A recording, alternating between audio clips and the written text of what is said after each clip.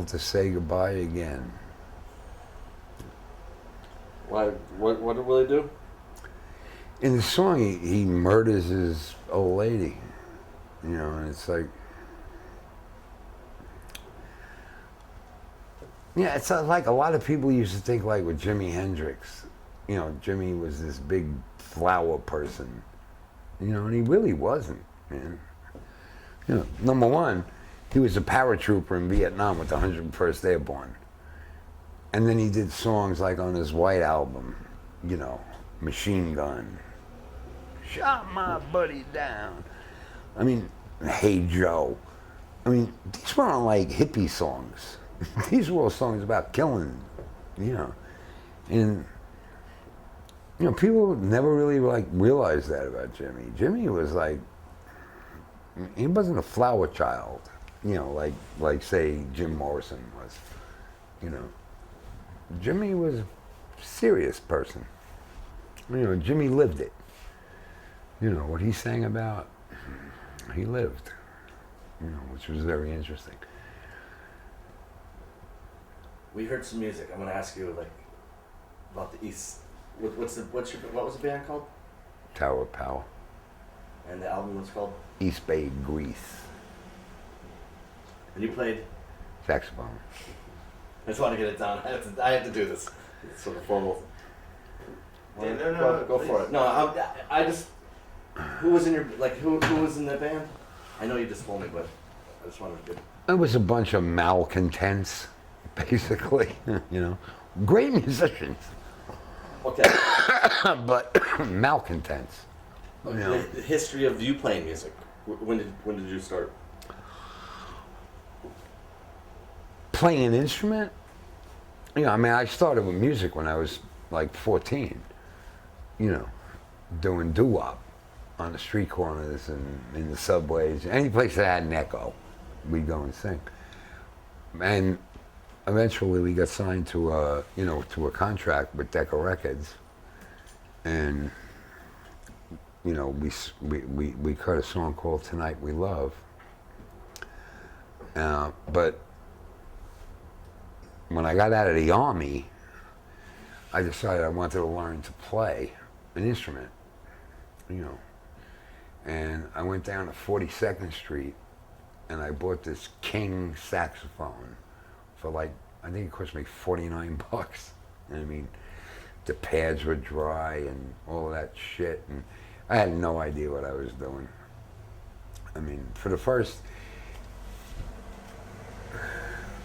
I guess 6 months, I was playing with the reed on top. You know, and I was like, it was so hard to get a sound out of the damn thing, you know. And then somebody told me, you know, the reed goes on the bottom, you know. And I think because of playing with the reed on top so long, when I switched it over, it was so easy, you know. Because the armature just like, it just became, you know. And I started playing and moved out, got married and moved out to Berkeley and was... Who'd you marry? Some girl, woman from the city? Yeah, from Brooklyn, you know. A Brooklyn bomber, you know.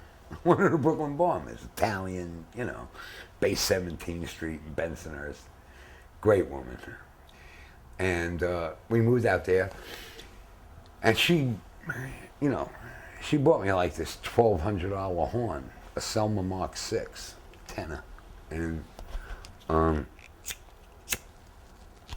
that's when I really started to play. Put a band together. It was called the Backstreet Brooklyn Blues Band. All right, and it was a good band. And the Berkeley Jazz Festival, I got a chance to play with Cannibal Adderley, Boy McCurdy, Nat Adderley, Joe Zawinul, you know, and that was just like, that was, you know, that was it, man. I mean, those were like legends, you know. Were you going to school in Berkeley? Yeah. Took some courses or full time or? Did you say fixing horses? No, did you take some courses? No. Did you fix some horses I too? think you said fixing horses.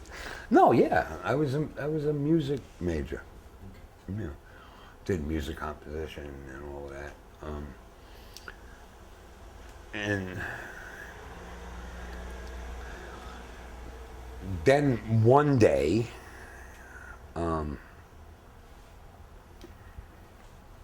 Denise and I, my wife, went to see The Godfather, and it was almost surrealistic, because when we walked out after seeing the film, it's like kind of like we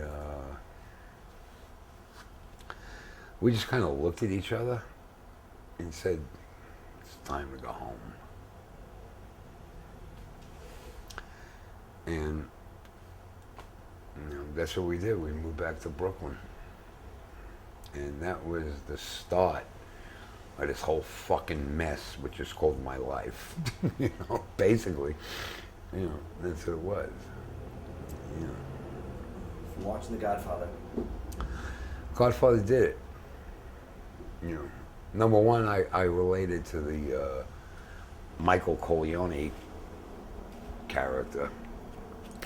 And number two, the whole thing, the wedding, and, Berkeley was Berkeley. It was a bunch of fucking wacko fucking hippies and LSD and peyote and mescaline, DMT, STP, whatever fucking drug, man. That's what we were doing, And when we saw The Godfather, the wedding scene and the La Familia thing all kind of meshed, and we just got homesick, and like I said before, I don't know if it was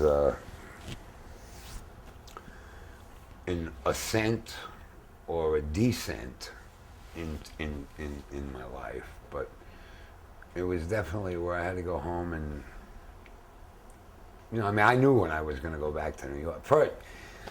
First job I had was a motor vehicle inspector. I was giving road tests, and that didn't work out real good, and that didn't work out real good at all. And especially with those little girls that were, I was young then. And you get all these like 17-year-old girls just got done with driver's ed and they really want their license. So it was like, it was a bunch of shit went down there. And